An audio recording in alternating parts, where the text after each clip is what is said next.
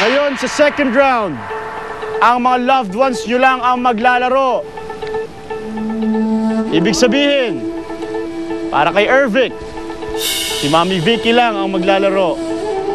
Para kay Aaron, Tatay Toto, si Hideo. Para kay Akihiro and Lizelle for Moy. Kaya sabi ko, Ervic, baka hindi ko kayanin. Sabi, hindi Mami, okay lang yan. Yun. Kaya siyempre gusto ko ma-achieve niya yung manalo siya. A little bit advantage for us kasi my friend also, si Rideo, malakas siya. Re-remind ko lang ulit kayo.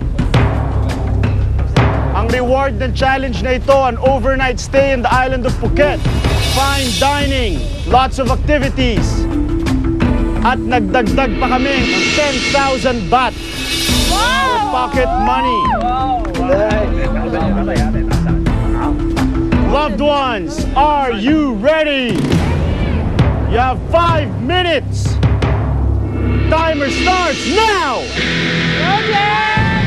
Pumwesto kagad si Hideo. Nakabalik na si Hideo. Si Mami Vicky nahihirapan.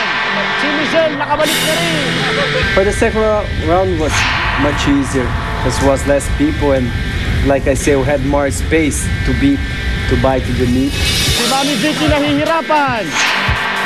Si Hideo malakas kumagat. Si Mami Vicky nakatakbo na rin.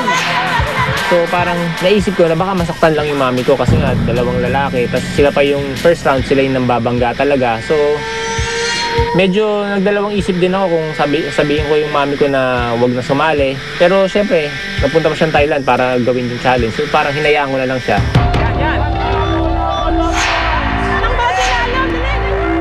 Si Hideo mabilis ang galaw. Si Tatay Toto ganun din. Nahihirapan ang dalawang babae. Nandun na eh.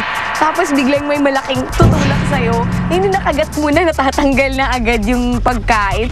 Ang hirap naman, nawawala yung meat sa paningin mo na nandun na eh. Si Nanay Vicky nakakagat na rin. Si Tatay Toto nakakuha ng malaking piece.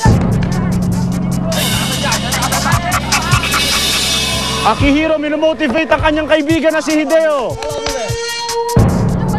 Si Tatay Toto ang lakas ng kagat. Si Lizelle nahihirapan kumagat, pati si Mami Vicky. Mahirap yung namin kanina yung challenges. Talagang makikipagbuno ka eh. Si Hideo napakalakas kumagat at pabalik-balik. Ang mga babae nahihirapan. Si Mami Vicky nakakuha ng malaking piece. Hideo ganun din nakakuha ng malaking piece.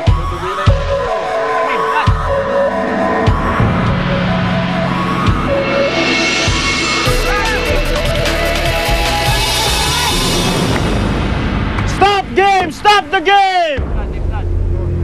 Check natin! Stop the game!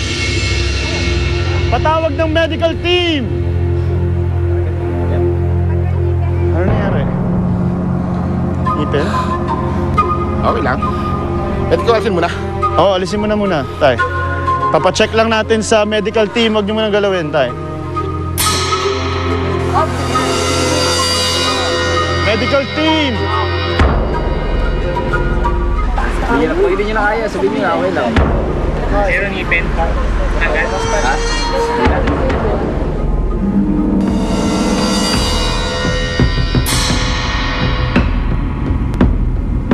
Normal ko, 120/90. Hinahinto muna siya, we check it, and nakita namin na may loose lateral incisor, meaning may loose tooth siya sa sa upper part, no. And to stop the bleeding, we applied some pressure doon sa area. Tatay Toto, binigyan kayo ng pagkakataon na ma-check ng ating medical team. Kayo po, binibigyan po kayo ng choice. Gusto niyo maglaro o hindi?